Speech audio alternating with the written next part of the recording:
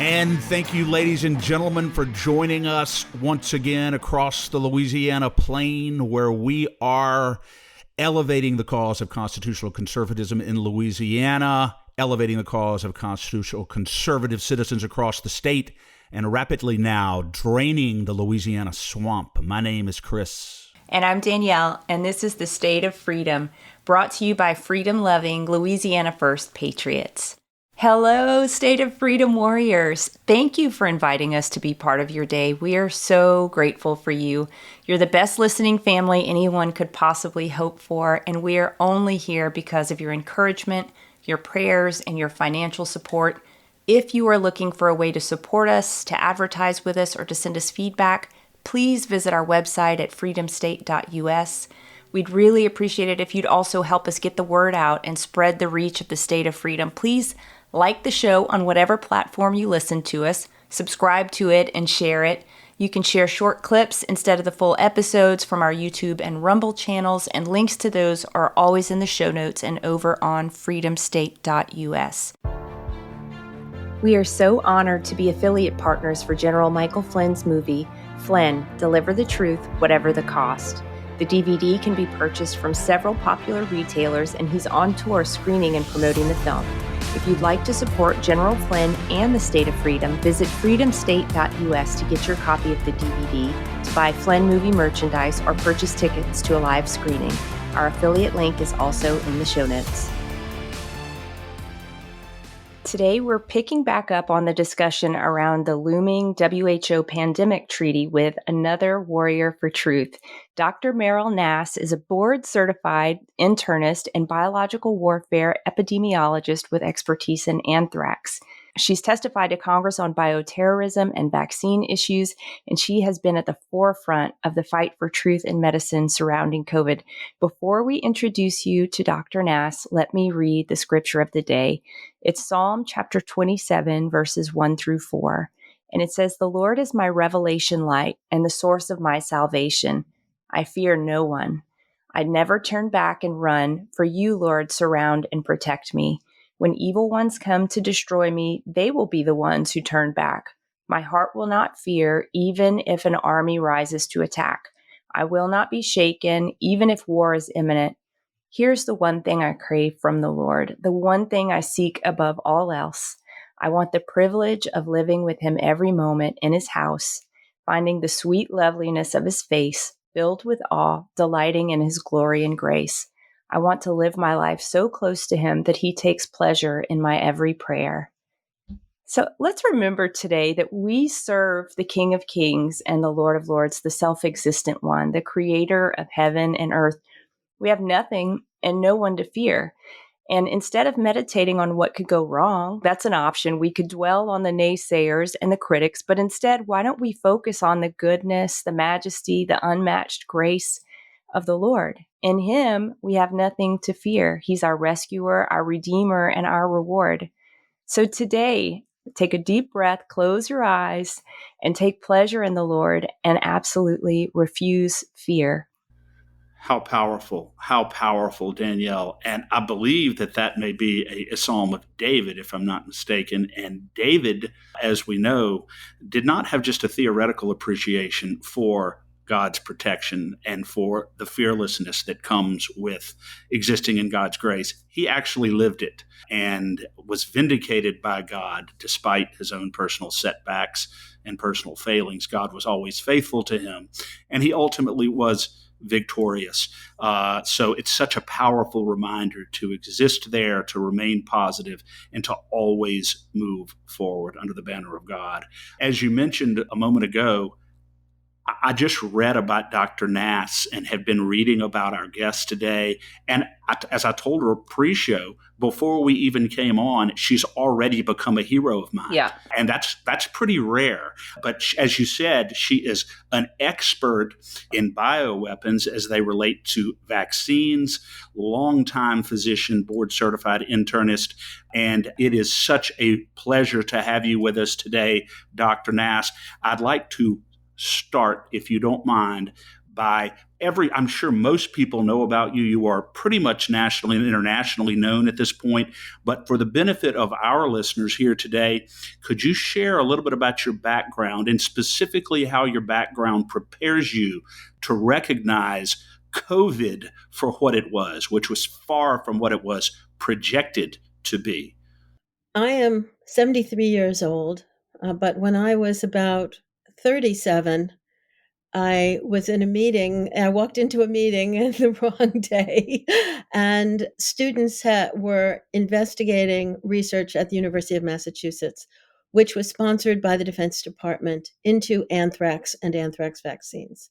And I was asked to read the contract and report back to the group about what was going on. And I read the contract, found that the UMass was doing genetic engineering of anthrax, experiments on that were probably actually banned by the Biological Weapons Convention. And I found out later that the researcher doing it had actually worked at Fort Detrick for the military on the offensive biowarfare program, and then moved to UMass when they shut a lot of that program down.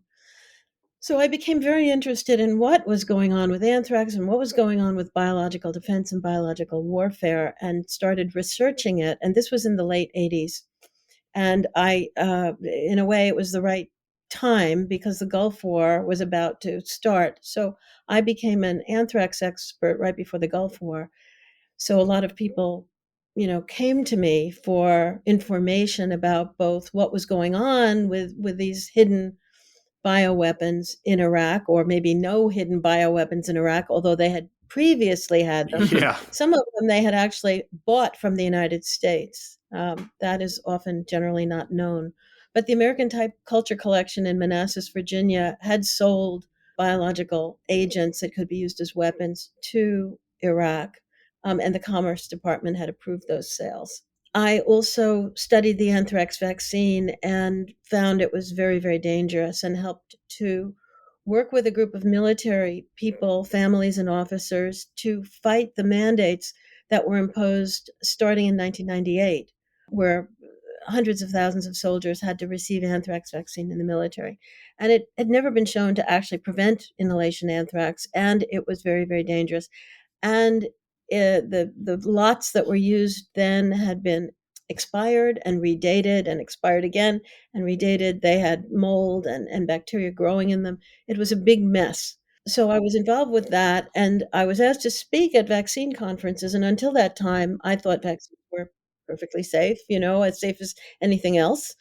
And I learned going to conferences sponsored by the National Vaccine Information Center, that actually there were problems with other vaccines, not only anthrax vaccine. And so that was 25 years ago, and I started looking into other vaccines and writing about them as well. So in addition, I was studying epidemics. And in 1992, I published the first paper that showed that an epidemic that had been thought to be natural was actually due to biological warfare. And this occurred during the Rhodesian Civil War. It was the largest anthrax epidemic ever in the world, both in humans and in cattle. The humans got it from the cattle. And I showed, anyway, that it was due to biological warfare. So subsequently, I studied Gulf War syndrome, I studied Zika, I studied Ebola. I was a consultant to the Director of National Intelligence in the United States, to the Ministry of Health in Cuba, because they had been attacked with a cyanide weapon, to a division of the World Bank, and to other entities, companies, and others who wanted to know about biological warfare, how to defend yourself, how to respond, what's going on, because it's an arcane area where very few people know about it. So I was involved in that for the last 35 years, in addition to practicing medicine as an internal medicine physician. Now, when COVID hit, I had the right, and also I got a degree in biology from MIT, where I did my undergraduate bachelor's degree. So I know science, I know medicine, I know epidemics, and I know vaccines, and I know biological warfare. And that seemed to be the exactly right skill set to be able to understand what was going on with COVID. And so I started writing about COVID.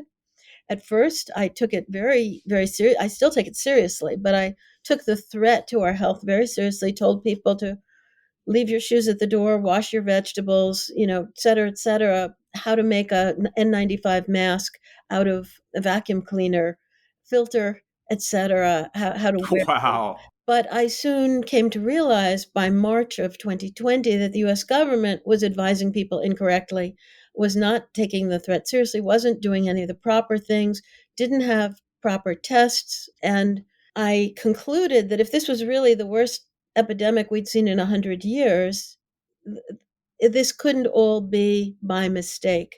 And when I read the Proximal Origin of COVID paper, which I read in March of 2020, I realized that this was a cover up, that this paper didn't make any sense, and it was designed to make people think that COVID had a natural origin instead of coming from a lab. But the arguments that were used in that paper just didn't make sense. And I knew I had emailed back and forth. I had been involved with a tiny experiment with one of the researchers. Had read papers from several of the other researchers. I knew who they were. I knew they were scattered around the world from Sydney, Australia to Edinburgh, Scotland, some in the United States, some on the West Coast, some on the East Coast. How did these five get together to write a paper that made no sense and yet was published in a major journal and was one of the most cited papers in the world that year? So how does that happen? That only happens when there's a hidden hand. And so I said as much. I actually said it in a what became a movie. So Mickey Willis interviewed me for his Plandemic movie. And I said that. And it turned out later when we got the Fauci emails through FOIA that, in fact, Fauci and Jeremy Farrar were the hidden hand. And they had caused that paper to be written and publicized as a major way to cover up the lab origin of COVID. That is so extraordinary. And Dr. Nass, so based on that, do you think that COVID was intentionally designed and released as a bioweapon in the US and worldwide? So I don't think we can answer that question definitively at this time. I think there's no question that it came from a lab, and I think Fauci knew that at least on February 1, based on the emails. We have a very detailed email written by Ron Fouchier, who was one of the people on the February 1 call, describing what they discussed, and they discussed 6 different areas on the genome of COVID that did not appear to be natural. What we don't know is whether it was released deliberately or whether it was an accidental lab release. Now, yeah, it happened in Wuhan, where there is a lab that studies precisely that kind of coronavirus. So you'd say, well, it must have been a lab leak. But in fact, if you are trying to hide the deliberate nature of an attack, that's exactly the type of place where you would release it, is where it looks like it could have happened accidentally. So I think we don't know yet. We need a lot more documentation. We don't know where it was made. We don't know which lab.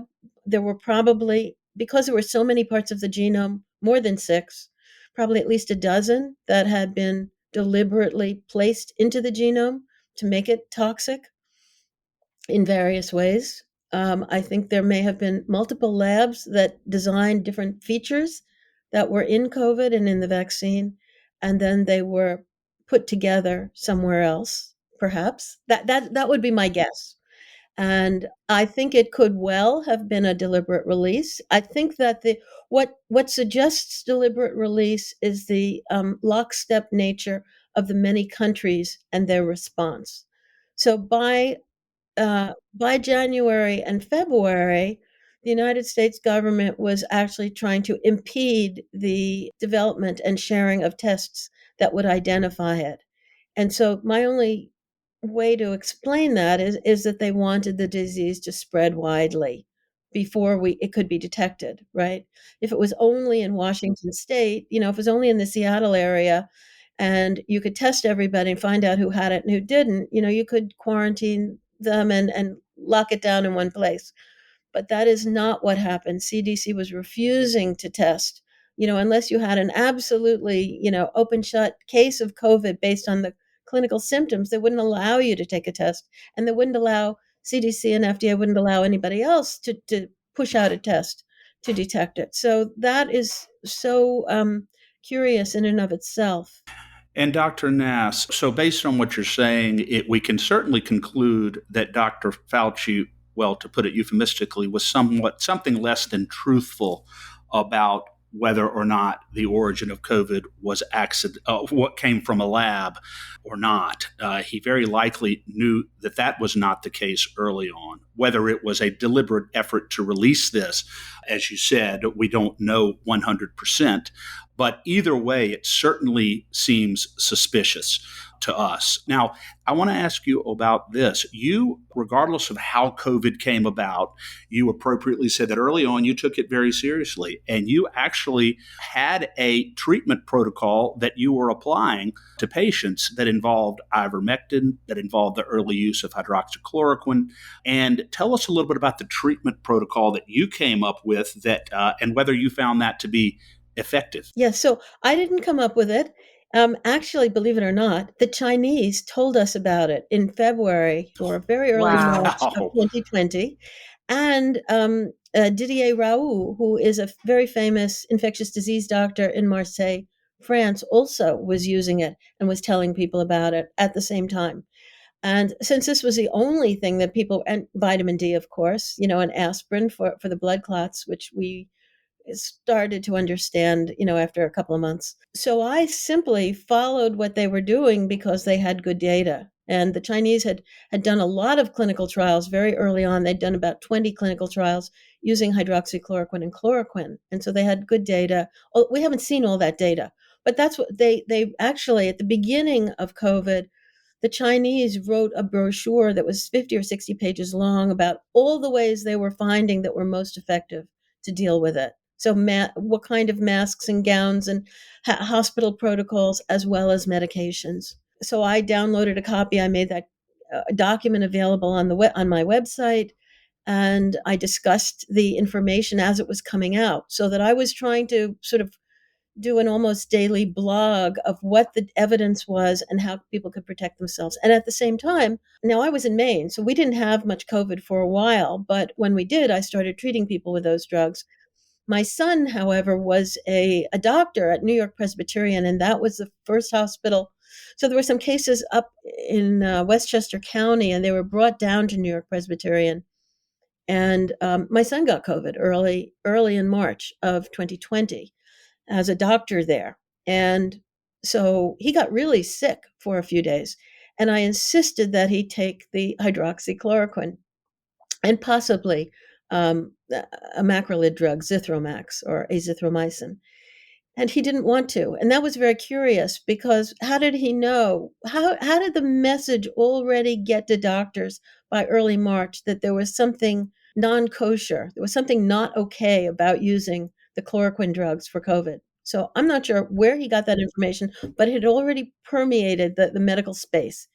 And I insisted, I said, look, you either get it for yourself or I'm going to come down to New York and give it to you.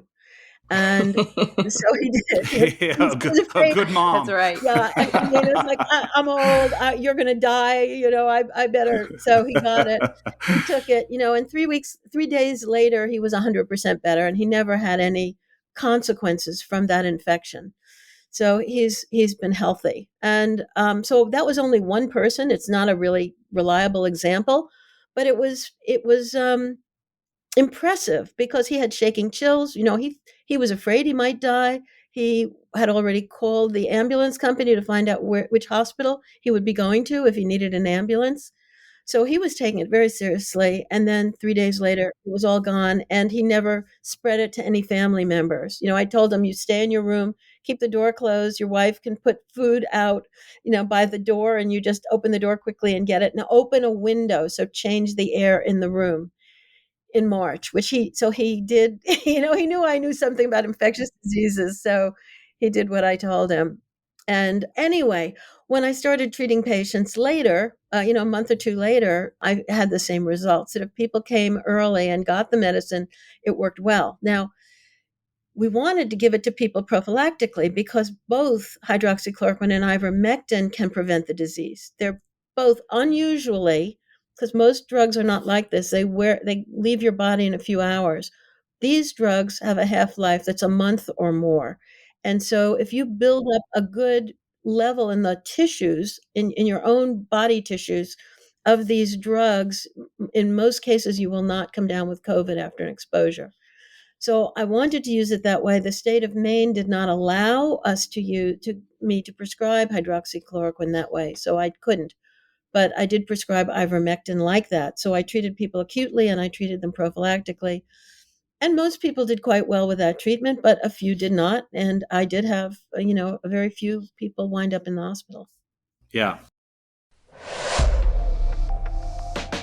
I'm excited to share a fantastic opportunity for State of Freedom listeners who are interested in investing in precious metals or even starting a home-based business in the precious metals industry. Metal Stacks is a precious metals collectors club where you can buy your metals at the best prices on the market, actual dealer cost. They are beating the big sites. They have no credit card fees and no minimums. If you're just interested in purchasing metals at a great price, visit metalstacks.com/dwalker. Get to shopping, that helps me out. I get the commission. You can also refer people to Metal Stacks for an additional income. If you're interested in learning about the referral business aspect of Metal Stacks, email me directly at danielle@freedomstate.us for more information. Now, at some point, a conflict developed between you and the medical board in Maine because of the treatment protocol that you were using. Tell us about that and the issues that you had with the medical board in Maine. Right. So I was doing interviews when people asked me and writing on my blog about COVID and challenging government narratives when there was a reason to challenge them. And so two strangers who told the board they'd never met me, they didn't know any of my patients, but they had seen misinformation on the internet and they decided they should report me for that. So the board said, justify, we've been told you're spreading misinformation on the internet, please respond. So I said, well, tell me what was misinformation. They were silent. So I said, tell me what the misinformation was and I'll respond. Silence. I said, are you asking me to justify everything I've ever said on the internet? Silence.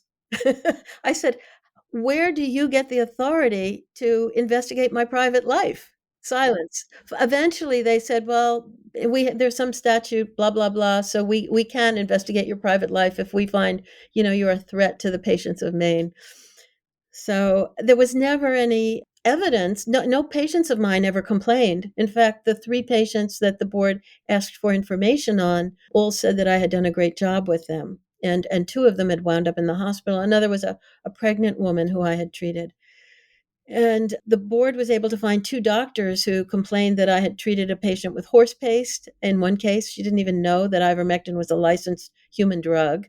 And in the other case, the midwife gave the patient an unlicensed drug, a EUA drug, which was monoclonal antibodies. And I had actually given a drug that was licensed and approved for pregnancy, which was hydroxychloroquine. But these 2 ignorant medical professionals did not know that. And so they reported me. The board was at that point trying to look for evidence any evidence they could find that I had done something. So I'm sure they were going through their databases, then charged me with spreading misinformation and using off-label drugs. Problem was that because I'd been involved with the anthrax vaccine, I actually knew FDA law, and I knew that that all of that was legal. So I was like, okay, sure, go ahead. And they knew it was legal too, or somebody told them. So by the time I had a hearing, they dropped all those charges. They couldn't get me for prescribing off-label drugs because that's perfectly legal. The drugs are licensed. I was licensed, and the patients were happy. That's what they wanted. And they couldn't really get me for spreading misinformation on the internet because they didn't want to discuss whether there was misinformation or not. They didn't want to go into the nitty-gritty and give that publicity. But also, we have a First Amendment, and so does the state of Maine, and they didn't want to litigate against the First Amendment.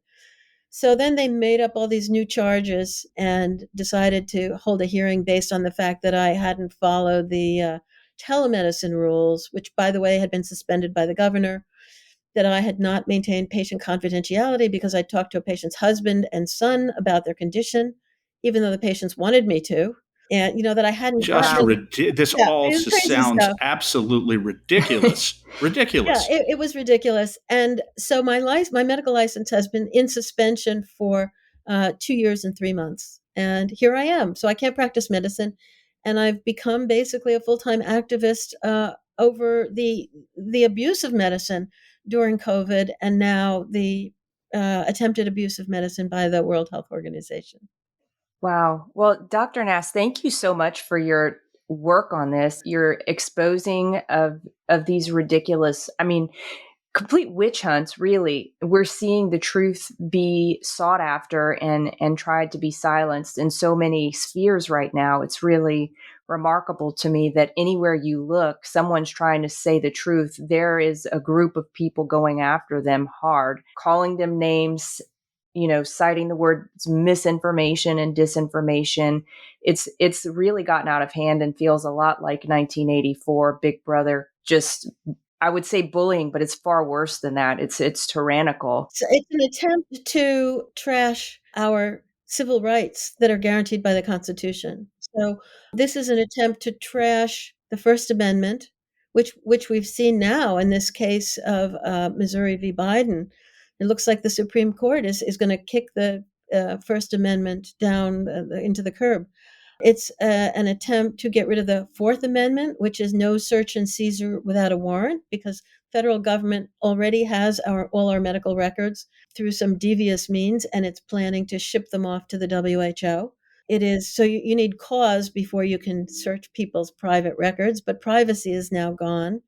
Due process, because the EUA doesn't allow you to seek really a remedy if you're damaged or killed or someone in your family is by the vaccines or drugs that were unlicensed. So they never went through a proper process. And then, that's kicking the Fifth Amendment and the 14th Amendment in the teeth. And then we have the 10th Amendment, which says the states are the ones who are supposed to regulate healthcare. As you can see in my case, the state did regulate healthcare and not the federal government, but the federal government is sort of usurping that authority and then plans to hand it over to the WHO. So all of these things that have happened with COVID and now attempting to sort of legalize them globally through the WHO is an attempt to get rid of the Constitution, get rid of our rights, and provide global health governance and global information governance. What's critical about that is that if you control information, there is no possibility for democracy. The courts can't work, the schools can't work. If all people can hear is propaganda, we have no freedom. Dr. Nass, what was the motive, in your view, behind the harsh way that they went after you? My own surmise is that they had a certain narrative that they were fixated on. And it's almost as though it is as though they didn't want protocols, cheap, early protocols that worked to be widely distributed and to be widely practiced. Why is that? You're right. So, what I think, I mean, I can only surmise that the powers that be had a plan to prolong the pandemic. If everybody had been able to get hydroxychloroquine or ivermectin and vitamin D early on, we could have ended it pretty quickly. It would have been over by April if we started doing that in February. And the plan was to roll out vaccines, and the plan was to, roll out these rather draconian measures that had been given to the states through the Model Emergency Health Powers Act after the 9/11 anthrax letters for the state governors to basically have emergency dictatorial powers when a health emergency occurred. So it was an attempt to experiment with those powers, see if they could get away with it, see how long they could do this, and prolong the pandemic such that there was enough time to roll out the vaccines, because it seems now, looking back, that the vaccines actually caused more damage than COVID did. And the vaccines are the gift that keeps on giving. So these increased rates, mortality rates that we're seeing, I was hoping they would be done in a year or two, but they are persisting such that it seems that people are continuing to make spike protein, or there are other things in the vaccines that maybe the plasmids, the DNA plasmids, but something about those vaccines is continuing to cause damage in people. Now, why did they go after me? I think they wanted a poster child. They were looking for poster children. They knew that I had worked for Children's Health Defense. I'd worked with Bobby Kennedy. I'd edited 3 of his books, and I think they wanted to go after him. They want, Children's Health Defense was challenging the vaccine narrative. So I was a good target. Yeah. And Dr. Nass, I'd like to pull on your expertise with vaccines for a moment and just ask, would you give us your perspective on vaccines in general? Have any of them ever been safe and effective? Because the COVID vaccine has called into question for a lot of people whether vaccines have ever done what they were purported to do. Let me break that down. So there's several things you want to know about a vaccine. You want to know what is the safety, what are the risks of taking it, and those risks are going to be the same whether the disease is out there and you're exposed or whether you're not exposed. The risks will be the same. Well, what is the efficacy? Okay, if the efficacy is low, but the disease is deadly, right? You might be willing to take a risk and take the vaccine anyway. But if the disease is mild, like chickenpox, and if you get the disease, you'll have lifelong immunity, whereas the efficacy of the vaccine is low. Why take the vaccine? Why take the risk of having a reaction? Then there's the issue. So those are two things: safety, efficacy, but also the manufacturing. How well was it manufactured? How well was it stored? Did it expire? Is it a quality product? Is it the thing that you think you're getting, or is it a piece of garbage? And we found with the COVID vaccines that they were a piece of garbage, that there was essentially no regulation, very little abbreviated and faked testing, and the FDA was almost uninvolved with regulating those products. So even if they say it's safe and effective, but the FDA wasn't in there actually checking, you know, yeah, and nobody was going to the manufacturing facilities and looking at them, because that year, in 2020 and 2021, FDA was visiting almost no manufacturing facilities because of the risk of COVID. So when you use that framework to look at vaccines, I would say that in the past, when I was vaccinated, when my children were vaccinated in the early 80s, there weren't too many vaccines. The FDA was still functioning properly. The risks in general were probably outweighed the benefits. Now, what vaccines did we get? I got smallpox, I got diphtheria, pertussis, tetanus, I got polio as a child, and that was about it.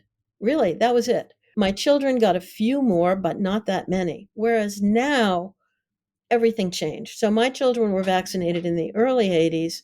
In 1986, the National Childhood Vaccine Injury Program Act and Program were instituted. So Congress passed a bill, and they said that for designated childhood vaccines, there would be no liability to manufacturers. Now that's a disastrous thing to do, because you're basically inviting manufacturers to roll out products that are not safe or not fully tested. Yeah. Because what the bill So gave true, them Dr. Nat. is the Yeah. bill gave them an incentive to not test. Because if they knew there was a problem and still sold the vaccines, they could get in trouble. But if they didn't know there was a problem and they rolled out the vaccines and the vaccines weren't safe, they didn't get in trouble. So that's what we're dealing Yeah, with now. it's a big red flag, Dr. Nass. It's a big red flag for American citizens when they're telling you that something is safe and effective, while at the same time shielding themselves from any kind of liability if it in fact turns out not to be safe and effective. That to me is a big red flag and should put a lot of people on notice. I'm interpreting based on what you were saying about the early 80s and some of the protocols that were in place then. And it reminded me of something that Robert F. Kennedy talked about in his book. I'm not sure whether it's one of the ones that you said you edited, but he has a book, as you know, called The Real Anthony Fauci. And he goes in detail in that book about something called regulatory capture.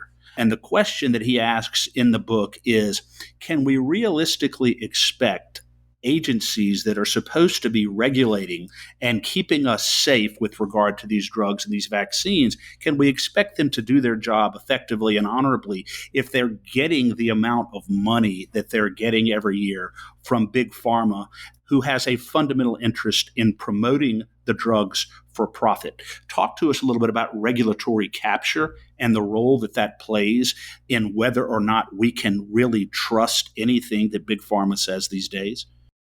Yes. So up until 1986, we had a pretty good regulatory system. And then two bills were passed by Congress during the 1990s, the PDUFA and MADAMA, the FDA Modernization Act, and the Prescription Drug User Fee Act. And that started to charge manufacturers for FDA's regulation. So so FDA then required that manufacturers pay for them to look at drugs and approve them. What that led to is higher rates of approval.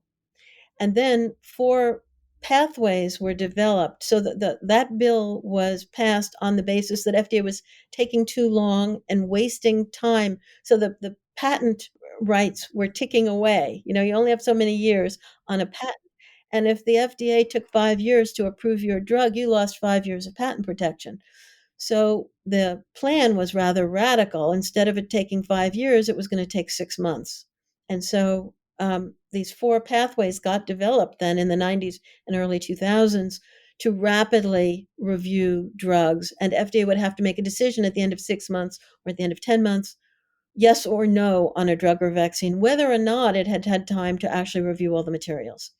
And Wow. now, today, more than half of drugs are approved using one of those rapid pathways. So the process of regulation was basically stripped of much of its meaning as a result. And so I would suggest that for the last 30 years, we can't, there have been a lot more drugs that get approved and then the approval gets revoked because it turns out they're much more serious or they don't, side effects, or they don't work after millions of people are using them. And after Big Pharma has made billions of dollars off of them. Yes. Yes. What was that drug? The drug for pain, Vioxx, in the early 2000s, where the manufacturer knew for 4 years that the drug was causing heart attacks and strokes, but it was a huge blockbuster. They were making billions of dollars a year. They eventually had to pay 5 billion in fines, but they still made money off the drug. They didn't lose anything. And FDA went along with that scam until about 2004. So if we look at the history of FDA, and so yes, FDA is captured. Yes, there's also a revolving door where high authorities at FDA generally go to pharma when they're done, or they become consultants. And the whole system is, you can call it corrupt, you can call it flawed, but it is not a regulatory system that protects us any longer. Yeah, the American people absolutely have a right to know that. It is so critically important that when the FDA or the CDC or the World Health or any of these organizations comes out and says this is safe and effective, as far as we're concerned, we are presumptively skeptical about any such representation because of the nature of the relationship at this point, the financial relationship between Big Pharma and these regulatory agencies. And well, very much thank you for bringing that out and establishing that for us. One of the things that you mentioned earlier was the 10th Amendment. And as a constitutional scholar and constitutional attorney, our organization here in Louisiana is dedicated principally to asserting our rights as a state under the 9th and 10th Amendments of the Constitution, our sovereignty against the overreach of organizations like the WHO. And in that connection, recently, we passed SB 133 here, Senator Thomas Presley, which, it's not completely passed. It's gotten out of the Senate, still has to go to the House and be signed by the governor. But this bill will prohibits Louisiana henceforth going forward from implementing any regulation or any health protocol recommended by the World Health Organization or the UN. And we believe that it is probably the most important piece of legislation of this session, if not over the last several sessions. So we're very, very happy about that. I don't know if you're familiar with SB 133. You mentioned that we might be heroes now early on. So I thought maybe you were maybe familiar with it. I am very familiar with it. It actually looks very much like a model resolution that I put together based on what was already in the different states. So there were about 10 or 12 states that had resolution, not Louisiana, but others had resolutions sitting there that had something to do with the WHO. And I looked at all of them, and I thought I picked out the best pieces of them. I put it together, made it very short, one paragraph, and then Louisiana actually designed an almost identical bill. And I thought the cause of action language was very important to me, because if the WHO, some of the states were missing that, and if the WHO gave direction to the federal government could then instruct the states to perform that act, and that would be a cause of action based on the WHO, but some of the bills wouldn't prevent it. The Louisiana bill did. So I love your bill. I think it doesn't waste any time with whereases. We all know what the WHO is. We know what they do. We know at this point they've been taken over by globalists, just like the FDA has been taken over by industry. And I think it was a stroke of genius that you added the World Economic Forum in the bill. I did not have that in our model bill, but I think it put all the legislators on notice that if they voted against this bill, they were voting in favor of globalism and the World Economic Forum. They were saying it's okay for the World Economic Forum to give Louisiana orders. And I think that's why you got a unanimous vote, even from Democrats and all Dems and all Republicans. There were only 2 people missing at that vote. So 37-0, that was the vote heard around the world. And I just have to congratulate all of you for making that happen. It's the best thing I've heard in months. Well, it's good to be known here in Louisiana for something good. It's always inspiring when we're recognized for something good. And please join us next time for part 2 of the interview with Dr. Meryl Nass. You do not want to miss it. Thanks for listening to The State of Freedom. To stay on top of all the calls to action we mentioned today, just check out the show notes for the episode. If you'd like to support the show financially, visit our website at freedomstate.us. If you'd prefer to give by mail, you can send a check to The State of Freedom, LLC, at P.O. Box 861, Berg, Louisiana 70343. If you own a business in Louisiana and are interested in supporting our show by advertising, please email us at info@freedomstate.us. To get involved with Louisiana Citizen Advocacy Group, visit lacag.org, LACAG.org, or email Chris at chris@lacag.org. If you're enjoying the podcast, please subscribe and share it. Give us a 5-star rating in the reviews. Thanks again, everybody. We'll see you next time.